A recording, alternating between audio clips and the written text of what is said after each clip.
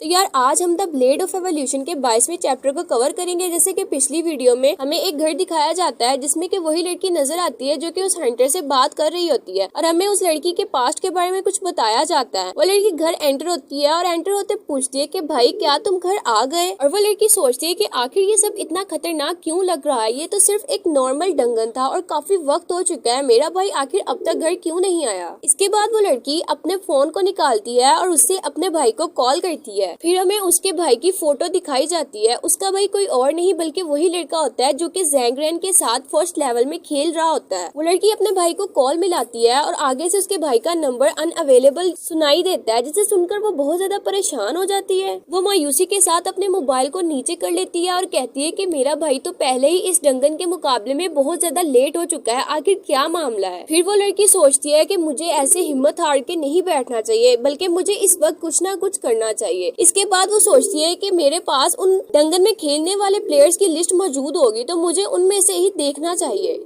इसके बाद वो लड़की एक रूम की तरफ जाती है और कहती है कि बहुत अरसे के बाद मैं दोबारा हंटर एसोसिएशन के सिस्टम को हैक करूंगी सिर्फ अपने भाई के लिए। इसके बाद वो लड़की उस हैक रूम में अंदर चली जाती है और कहती है कि आखिरकार मैंने इस रूम को ढूंढ लिया है और अब मैं यहाँ पर अपने रिजल्ट को पाकर ही रहूंगी जो मैं चाहती हूँ। फिर वो कहती है कि एलेक्सा हैकिंग सिस्टम को स्टार्ट करो और एलेक्सा उसे बताती है कि उसकी वॉइस बिल्कुल करेक्ट है हैकर के हिसाब से और वो उस प्रोसेस को स्टार्ट कर देती है। इसके बाद वो लड़की कंप्यूटर पे बैठ जाती है और सर्च करना स्टार्ट कर देती है और वो हैकर्स के साथ उसको बैक कनेक्ट करती है और देखती है कि आज की डंगन मुकाबले में कौन कौन शामिल था। इसके बाद वो सिस्टम को कनेक्ट करती है और डंगन में मौजूद तमाम हंटर्स के नंबर्स को निकालती है। फिर वो कीबोर्ड पर बहुत तेजी से हाथ मारते हुए कहती है कि मुझे आज डंगन की तमाम प्रोग्रेस की डिटेल चाहिए। ऐसा करते हुए उस लड़की को 30 से 55% तक प्रोग्रेस मिल जाती है और आगे जाके 93% तक उसकी डिस्क्रिप्शन को स्टॉप कर दिया जाता है। इसके बाद उसे स्क्रीन पर एक बॉटम लेयर रेड नोटिफिकेशन दिखाई देता है जो कि उसे वार्न कर रहा होता है, बार बार उसे समझा रहा होता है कि ये कंप्यूटर इससे ज्यादा आपको प्रोसेस एक्सेस नहीं कर सकता और इसका लेवल इतना ही इंक्रीज हुआ है तो ये आपको ज्यादा इन्फॉर्मेशन नहीं दे सकता। वो लड़की बहुत ज्यादा सैड हो जाती है और कहती है कि आखिर ये कैसे हो सकता है, ये तो सिर्फ एक नॉर्मल डंगल था, आखिर मैं इसकी ज्यादा लेवल की एक्सेस प्रोसेस क्यों नहीं कर सकती। इसके बाद वो लड़की जल्दी से उस कनेक्शन को डिकनेक्ट कर देती है और उसके बाद वो एक प्रोग्राम को एग्जीक्यूट करती है और उन्हें ऑर्डर्स देती है जिसका नाम सेल्फ फॉर्मेटिंग होता है और कहती है कि अब मैं इस प्रोग्राम को अच्छे तरीके से समझ चुकी हूँ तो अब मुझे बैक जाना चाहिए। वो लड़की बहुत ज्यादा सैड हो जाती है और दुख के मारे अपने घुटनों के बल बैठकर ये सोचने लगती है कि इनसफिशिएंट लेवल, आखिर मैं इस लेवल को ज्यादा एक्सेस क्यों नहीं कर पा रही हूँ और आखिर डंगन में क्या मामला पेश आया है, मुझे कुछ समझ नहीं आ रहा। फिर वो लड़की सोचती है कि रुको, अगर मैं इसके ज्यादा लेवल को एक्सेस इस कंप्यूटर पर नहीं कर सकती और डंगन के बारे में ज्यादा इन्फॉर्मेशन हासिल नहीं कर सकती तो मुझे ये जानना चाहिए कि आखिर डंगन में किन लोगों ने ज्यादा पार्टिसिपेट किया है और अब मैं इस चीज के मुतालिक जानूंगी कि वहाँ पर कौन कौन लोग मौजूद थे और उनमें से कौन लोग बच गए हैं और कौन लोग वापस आ चुके हैं उस डंगन के मुकाबले को जीतने के बाद। इसके बाद वो लड़की कॉन्फिडेंस के साथ खड़ी हो जाती है और खुद से कहती है कि तुम्हें अपनी सेल्फ पर यकीन रखना चाहिए कि तुम एक मशीनिस्ट हो और तुम ये जरूर कर लोगी। फिर हमें दिखाया जाता है कि अभी रात के 7 बजे होते हैं जब वो इस प्रोसेस को स्टार्ट करती है। इसके बाद वो दोबारा उस कंप्यूटर पर बैठ जाती है और बार बार अपने मुंह में बड़बड़ाती रहती है इनसफिशिएंट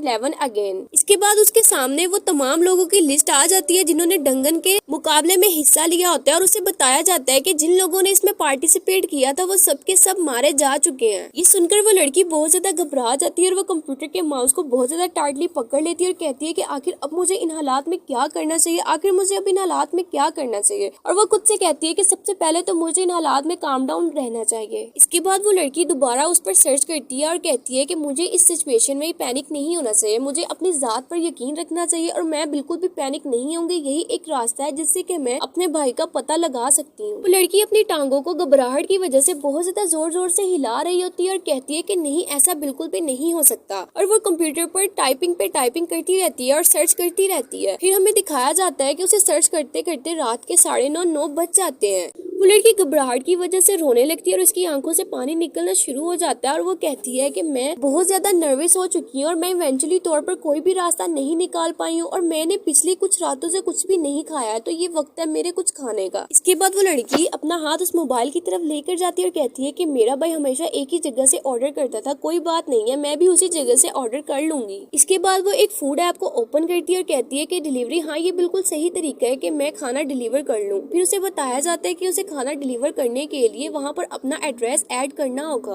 वो लड़की घबराहट के मारे रोए जा रही होती है और कहती है कि एड्रेस, और वो भी मेरा एड्रेस, आखिर वो क्या था, मुझे पैनिक बिल्कुल भी नहीं होना है। इसके बाद वो लड़की कहती है कि मुझे इस सिचुएशन में अपने मैप ऐप को ओपन करना होगा और अपने नियर की स्ट्रीट में से किसी लैंडमार्क को मार्क करके अपनी पोजीशन को बताना होगा, फिर मैं उससे कंपेयर करके अपना एरिया और डोर नंबर बता सकूंगी। उस लड़की की आंखों से पानी मोबाइल की स्क्रीन पर गिर जाता है, जिसे देखकर वो मजीद परेशान हो जाती है और कहती है कि कंपेयर। वो लड़की घबराहट के मारे मोबाइल की तरफ देखती है और कहती है कि नहीं, ऐसा बिल्कुल भी नहीं हो सकता। और फिर वो अपने मोबाइल को अपने सर पर मारती है और कहती है कि आखिर उनका अपना पता। और वो लड़की गुस्से से अपने मोबाइल को जमीन पर दे मारती है, जिससे कि उसका मोबाइल टूट जाता है। और वो कहती है कि ये तो बहुत ही नॉर्मल सी नॉलेज है जो कि हर एक नॉर्मल बंदे को पता है। इसके बाद वहाँ पर एक रोबोट आता है जो कि ब्लू ब्लू कर रहा होता है और वो उस लड़की के पास जाकर बैठ जाता है। वो लड़की उसे अपने हाथों में लेकर अपने घुटनों के बल बैठ जाती है और बहुत ज्यादा सैड होती है। वो उस रोबोट को अपने गले लगा लेती है और कहती है कि मेरे भाई ने मेरी केयर बहुत प्रॉपरली तरीके से की है और अब जब मेरा भाई चले गया है तो मैं एक खाना तक डिलीवर नहीं कर पा रही हूँ। वो लड़की उस रोबोट को अपने गले लगाकर जोर जोर से रो रही होती है। इतने में से पीछे से एक नोटिफिकेशन आता है जिसमें कि उसे बताया जा रहा होता है कि सेओबाई एक लाइव स्ट्रीम कर रही है जो कि उसी डंगन के बारे में है।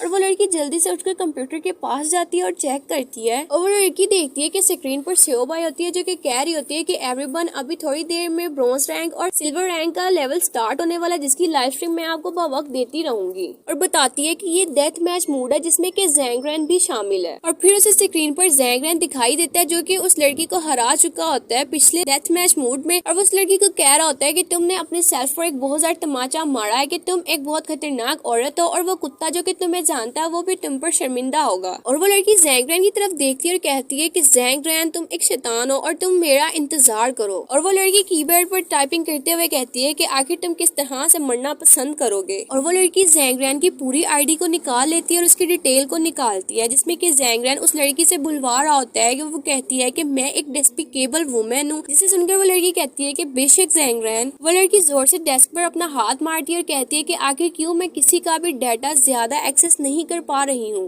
वो लड़की ज़ैंग रैन की तरफ देखकर बहुत ज्यादा गुस्से में आ जाती है और कहती है कि उस ढंगन से बचकर सिर्फ तुम ही एक खड़े हो और बिल्कुल ठीक ठाक हो। तो यार आज के लिए बस इतना ही। If you like the video, please subscribe my channel and press the bell icon for more interesting videos. Thanks for watching.